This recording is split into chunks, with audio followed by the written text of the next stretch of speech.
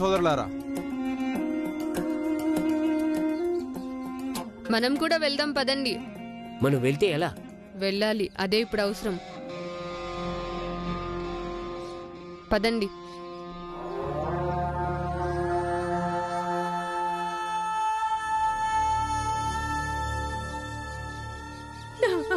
అత్తా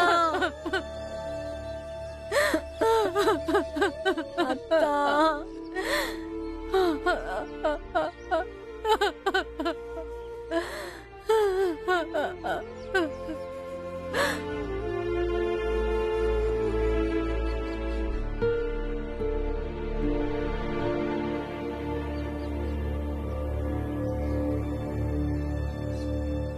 మీరు మన వాళ్ళతో వెళ్ళి ప్రశాంతంగా విశ్రాంతి తీసుకోండి. మీకు తప్పకుండా న్యాయం జరుగుతుంది. సరే, ధన్యవాదాలు.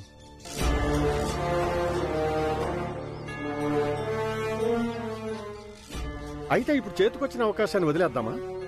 మనం ఏమి చేయలేమా? మన చేతికి అందిన అవకాశాన్ని నువ్వు అలా ఎలా వదిలేశావు? ఒకవేళ ఫలితం మనకి అనుకూలంగా రావాలంటే ప్రతిచర్య ఇంకా పథకం రెండిటిని అదును చూసి ఎంతో తెలివిగా ప్రయోగించాల్సి ఉంటుంది. అందుకే ఇప్పుడు అక్కడి నుంచి వెనక్కి రావటమే మంచిది. అలా అని దాని అర్థం ఇది కాదు, మనం ఈ అవకాశాన్ని వదిలేశామని. ప్రశాంతంగా ఆలోచించి పథకం రచించండి. దానివల్ల మన మాటని వాళ్లతో ఇంకా గట్టిగా ఒప్పించటానికి ఆ భీమ్రావుని ఇంకా వాడి కుటుంబ సభ్యుల్ని నిస్సహాయ స్థితిలోకి నెట్టాలి. ఇప్పుడు మనం ఆ భీమురావుని వాడి కుటుంబ సభ్యుల్ని నిస్సహాయులు చేయటానికి ఆ ఆయుధాలన్నింటినీ ఉపయోగించాలి. ఏ ఆయుధాలనైతే ఇంతకాలం భీమురావు ఉపయోగిస్తూ వచ్చాడో అవి. స్వామీజీ, నాకు అర్థం అవలేదు. ఏ ఆయుధాలతోటి భీమురావు ఇంతకాలంగా మీ అందరితో పోరాడుతూ వచ్చాడు, ఇంకా చాలాసార్లు గెలుపు సాధించాడు కూడా. అసలు ఏం ఆయుధాలు స్వామీజీ? మాకు అర్థం కావట్లేదు. ఏ ఆయుధాల గురించి మాట్లాడుతున్నారు? ఆలోచించండి.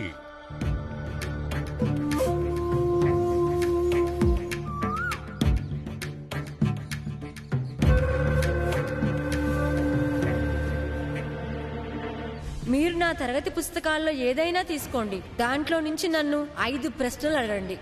ఒకవేళ నేను ఒక్క జవాబైన తప్పు చెప్తే అప్పుడు నేను ఇప్పటికిప్పుడు ఈ స్కూలు వదిలేసి ఇక్కడి నుంచి వెళ్ళిపోతాను. సేటు గారు, ఇది కేవలం కట్టెలతో మండుతున్న అగ్ని కాదు. మీరు నీళ్లు చల్లగానే ఆరిపోవటానికి. మాలో నమ్మకం అనే ఇంధనం ఉన్నంత వరకు ఈ అగ్ని మండుతూనే ఉంటుంది. వాడి మొండితనమే వాడికి అన్నింటికంటే పెద్ద ఆయుధం. అయితే మేము ఇక్కడే ఉంటాము. ఎంతసేపైనా సరే మీరు ఈ మంచం తీసుకుని మా అమ్మ నగలు ఇచ్చేంత వరకు కదలము. నేను ఇక్కడికి మా అమ్మ నగలు తీసుకెళ్ళటానికి వచ్చాను. ఖచ్చితంగా తీసుకునే వెళ్తాను. ధర్నా స్వామీజీ, ప్రతి దానికి ధర్నా చేసి పంతం నెరవేర్చుకోవడం ఇది కూడా ఒక ఆయుధం అయిపోయింది. ఇంకా ఎదుటి వారిని నిస్సహాయాల్ని చేసి వాడి మాట ఒప్పుకునేలా చేస్తాడు. ఇప్పుడు ఇవన్నీ చేద్దాం మనం. మొండి పట్టు పడదాం మనం.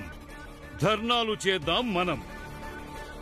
భీమరావుని వాడి కుటుంబ సభ్యుల్ని మన మాటకి ఒప్పుకునేలా నిస్సహాయుణ్ణి చేద్దాం మనం. అద్భుతం స్వామీజీ, అద్భుతం. మాకు చెయ్యాల్సిందేంటో అర్థమైంది. కానీ స్వామీజీ, మనం ఎక్కువ ఒత్తిడి చేశామంటే అప్పుడు చిన్నజాతి వాళ్ల మనసుల్లో ఆ భీమరావు మీద వాడి కుటుంబం మీద సానుభూతి పుడితే అప్పుడేం చేద్దాం? ఆ గోపాల్ చాలా తెలివైనవాడు. వాడు బాగానే ఊహిస్తాడు. మనం ఏమి ఆలోచిస్తామో వాడు కూడా అదే ఆలోచిస్తాడు. ఇప్పుడు స్వామీజీ ఏదైనా మంచి ఎత్తు వేస్తారు. వారిని ఇంకా ఆలోచనల మదనం చేయనివ్వండి. అప్పుడు మనం ఏ పథకం గురించి మాట్లాడుకున్నామో అదే చేద్దాం. అవును, ఇది బ్రహ్మాండమైన ఉపాయం. దానివల్ల మన సంకల్పం నెరవేరుతుంది. ఇక భీమ్ ఇంకా వాడి కుటుంబ సభ్యులు ఏకాకులైపోతారు. ఈ సామాజిక ఓటమి వలన వాళ్ళు సిగ్గుతోటి తలదించుకోవాల్సి వస్తుంది. ఇంకా సమాజంలో ఒంటరైపోతారు.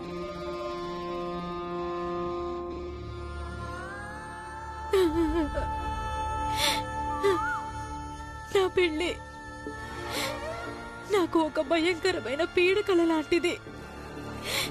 దాన్ని నేను ఎప్పుడూ గుర్తు చేసుకోవాలనుకోలేను. గుర్తు చేసుకోవడం నాకు ఇష్టం ఉండదు. కానీ ఆ భయంకరమైన పీడకల ఈరోజు నాతో మళ్ళీ ఇష్టం లేని పని చేయిస్తోంది. వీటికి నా దృష్టిలో అప్పుడు విలువలేదు, ఇప్పుడు కూడా విలువలేదు. నేను విధవరాలయ్యే ఆచారాలు ఏమీ చెయ్యను. నేను ఎలాంటి సాంప్రదాయాలు పాటించను. వీళ్ళు ఇంత సులభంగా ఈ విషయాన్ని వదిలిపెట్టారు. ఖచ్చితంగా మళ్ళీ ఏదో ఒకటి చేస్తారు. మేమన్నిటికీ సిద్ధంగా ఉండాలి. వాళ్లతో పోరాటానికైనా సరే, ఇంకా అత్తని బలహీనపడకుండా కాపాడుకోవటానికి.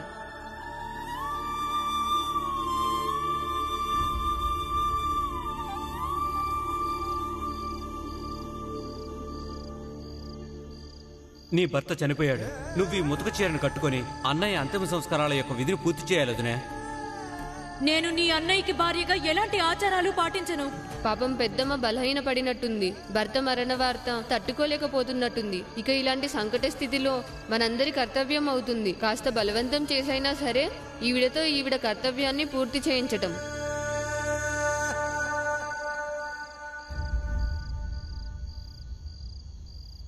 అన్నయ్య, నేను భోజనం వడ్డించి వస్తాను నీకు. కూర్చో మీరా.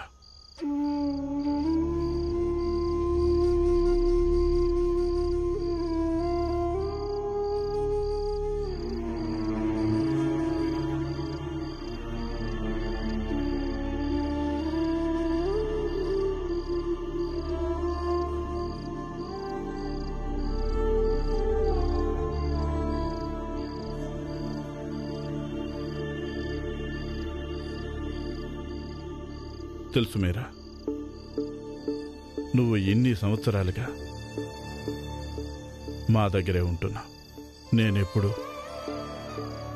నాలో నేను అనుకుంటుండేవాణ్ణి, ఇంటి ఆడపిల్ల ఎప్పుడు అత్తారింట్లో ఉంటేనే సంతోషంగా ఉంటారని. కానీ నువ్వు అది తప్పని నిరూపించావు. మీరా, నేను నిన్ను ఎప్పుడూ కూడా బాధగా, విచారంగా, లేక నీ కర్మను నిందించుకోవడం చూడలేదు.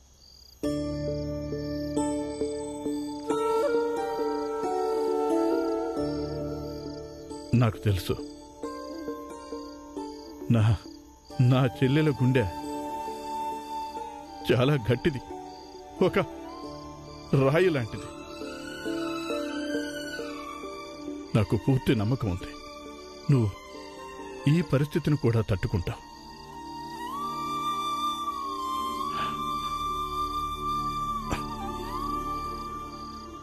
మీరా, నేను నువ్వు ఏడవటం ఎప్పుడూ చూడలేదు, ఎప్పుడూ చూడాలనుకోవడం లేదు. మీరా, నాకు గంగ, మంజుల, తులసి ఎలాగో నువ్వు అలాగే. నువ్వు నాకు చెల్లెలివి కాదు, నా కూతురువి మీరా. ఇక నేను బతికున్నంతకాలం నీకు ఏ కష్టం కలగనివ్వను, నీకేమీ ఇవ్వనివ్వను.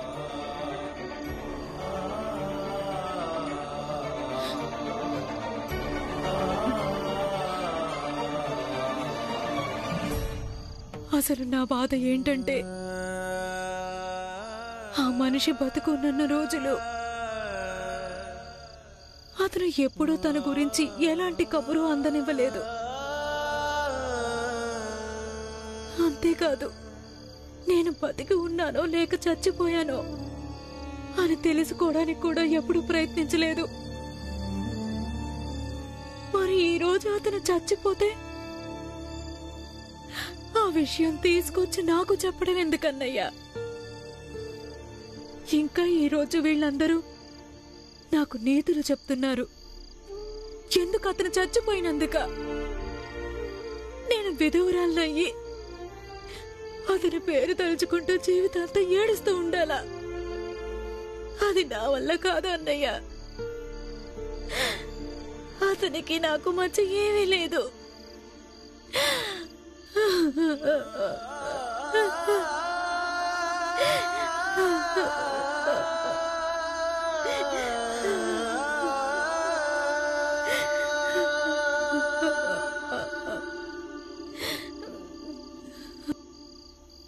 నాన్నా,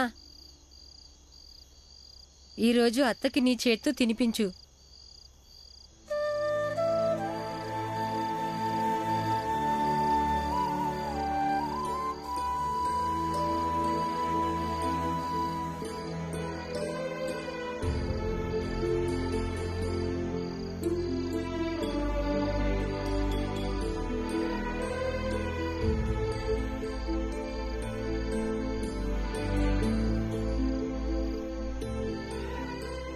తిను మీరా,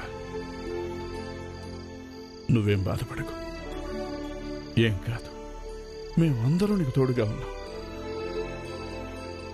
తిను.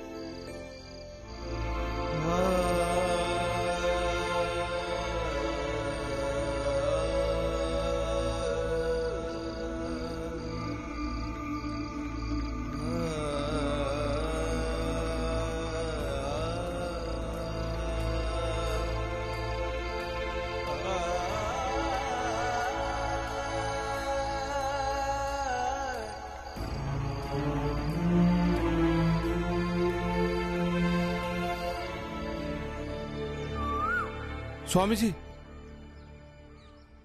స్వామీజీ, పని అయిపోయింది స్వామీజీ. గ్రామస్తులందరికీ వివరించాం అసలు ఏం చేయాలో, అది ఎలా చేయాలో అని. సంతోషం. అంటే ఇవాల్టి ఉదయం మనందరికీ ఒక శుభోదయం. ఇవాల్టి ఈ సూర్యుడు మనందరికీ మంచి ఫలితాల్ని ఇస్తాడు. ఇదే సూర్యుడు ఆ భీమరావు వాడి కుటుంబానికి అశుభ ఫలితాల్ని ఇస్తాడు.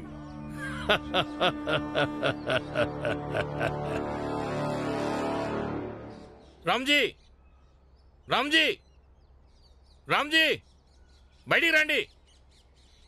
భీమరావు, బయటికి రండి. చూడండి నా అవతారం ఎలా తయారైందో. ఏమైంది మీకు? మేము మా పని చేసుకోవడానికి వేరే ఊరు వెళ్తున్నాము. కొంతమంది మమ్మల్ని పట్టుకొని మా మొహం మీద ఇలా మసి పూశారు. ఇంకా వాళ్ళు ఏమన్నారో తెలుసా? నువ్వు ఆ ఊరి వాడివే కదా, మీ ఊర్లో ఒక ఆడది విధవరాలైనా ఒట్టు కాదు తినని మొండికేస్తుందంట. మీ ఊర్లో వాళ్ళందరూ ఆమెనేమీ చేయకుండా ఊరుకున్నారు. ఇంకా ఏమన్నారో తెలుసా? ఎప్పటి వరకైతే ఆ విధవరాలకి మీరు విధవరాల సంస్కారం చేయకుండా ఉంటారో అప్పటి వరకు ఈ ఊరి వాళ్ళు వేరే ఊరు వెళితే వాళ్ళకి ఇలాంటి కథే పడుతుందని చెప్పారు. భీమరావు, భీమరావు, నేనేం చేయాలో చెప్పి. ఇప్పుడు నేను ప్రతిరోజు ఉదయం ఇంటి నుంచి వెళ్ళేటప్పుడు దారిలో కనిపించే ఒక సాధుకి భోజనం పెట్టించి వెళ్తాను. కానీ ఈ రోజు ఆయన నేను పెట్టిన భోజనం తినకుండా తిరస్కరించాడు. పైగా ఇలా అన్నాడు, మీరు మీ సామాజిక సంప్రదాయాన్ని పరిరక్షించలేకపోయారు, అందుకని మీ చేత్తో భోజనం స్వీకరించడం పాపం అన్నారు. మీ దాన ధర్మాలు అన్ని వ్యర్థం అన్నాడు. చెప్పు భీమరావు, నేనేం చెయ్యాలి? చెప్పు, చెప్పు భీమరావు, చెప్పు, నేనేం చెయ్యాలి?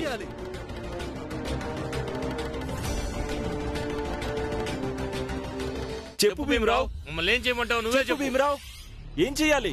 చెప్పు భీమరావు, చెప్పు. మమ్మల్ని ఏం చేయమంటావు? చెప్పు, చెప్పు భీమరావు, చెప్పు. అత్తా, పద.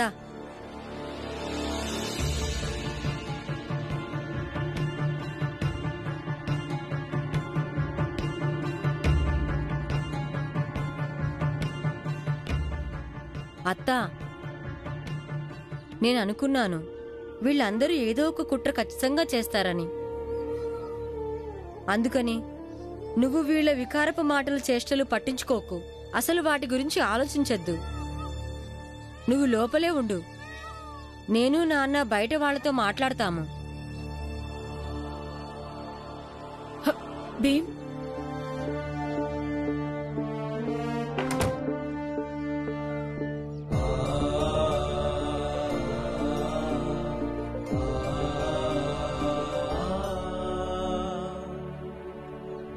నాకు చాలా బాగా తెలుసు మీరు ఎవరి మాటలు విని ఆ తతంగం చేస్తున్నారు.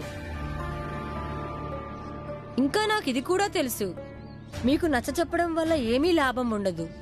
అందుకని మీరందరూ వెళ్ళిపోండి. ఎందుకంటే నా చెల్లెలు అలా ఏమీ చేయదు, మీరందరూ కోరుకుంటున్నట్టు. బాలా అన్నయ్య, నువ్వైనా నచ్చచెప్పు మీ నాన్నకి మీ అత్తయ్యకి. అతి కష్టం మీద సమాజంలోని విభిన్న జాతుల మధ్య సామరస్యం పెరుగుతుంది. వీళ్ళ కారణంగా మళ్ళీ పరిస్థితి మొదటికొస్తుంది.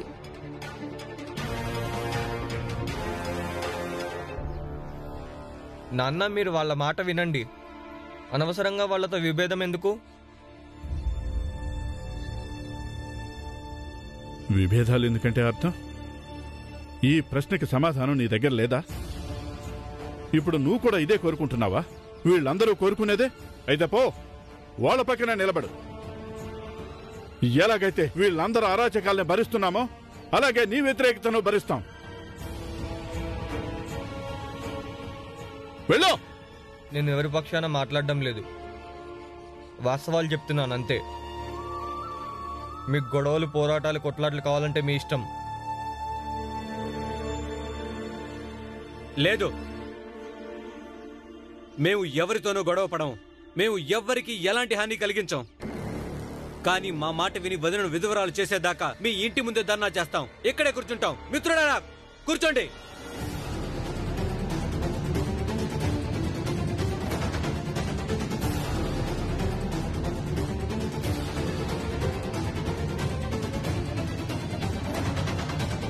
తప్పుడు కోర్కెల కోసం ధర్నా చేయడం ధర్నా అవదు, దీన్ని పంతం అంటారు.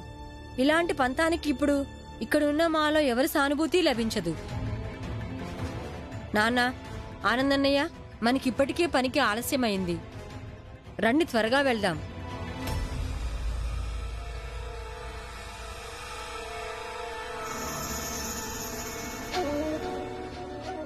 నువ్విక్కడ ఎందుకు నిలబడ్డావు? వెళ్ళు, వెళ్ళి నీ సోదరుల దగ్గర కూర్చో.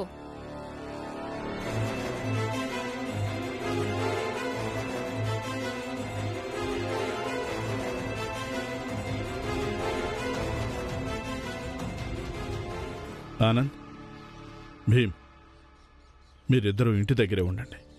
నేను పనికి వెళ్తాను. ఎందుకంటే వాళ్ళందరూ బయటే ఉన్నారు. మనం వాళ్ళని వాళ్ళ మాటల్ని నమ్మకూడదు.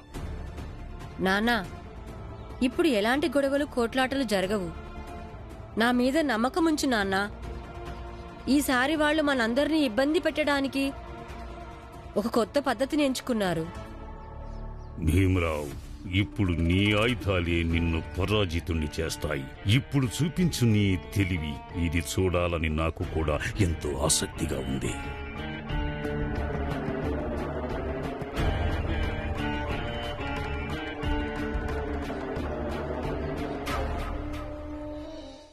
ఏం లాభం? భీమరావు ఉపదేశాలు ఇచ్చి వెళ్ళిపోయాడు. మన మీద ఎవరికి కనీసం సానుభూతి కూడా లేదు. వీళ్ళకి అసలు శాంతి వచనాలతో చెప్పడమే దండగా. వీళ్ళకి చీమ కుట్టినట్టు కూడా ఉండదు. ఏంటి పూరంజన్, నీ పద్ధతిని పాటిద్దామా? దెబ్బలాటలు, రక్తపాతం, చెప్పు. ఓర్పు వహించండి జనులారా.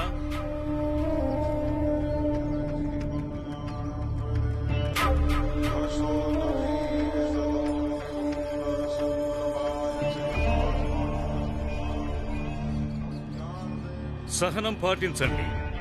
ఈ ధర్నా పద్ధతిని అవలంబించటానికి ఓపిక చాలా అవసరమవుతుంది. ఫలితం ఉంటుంది, ఖచ్చితంగా ఉంటుంది. కానీ మెల్లమెల్లగా ఉంటుంది. పదండి, మనం పని చేయడానికి వెళ్దాము. పదండి. జాగ్రత్త మీరా.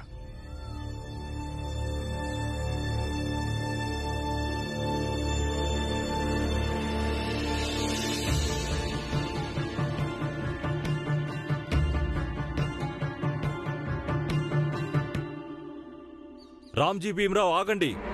మేము ఎంతసేపు అయినా ధర్నా చేస్తూనే ఉంటాము. ఎలాగైనా సరే మా సంకల్పం నెరవేర్చుకొని తీరుతాము. అందుకని భీమరావు వాళ్ళ మేనత్త మర్యాదగా విధవరాలయ్యే ప్రక్రియను పూర్తి చేయడం మంచిది.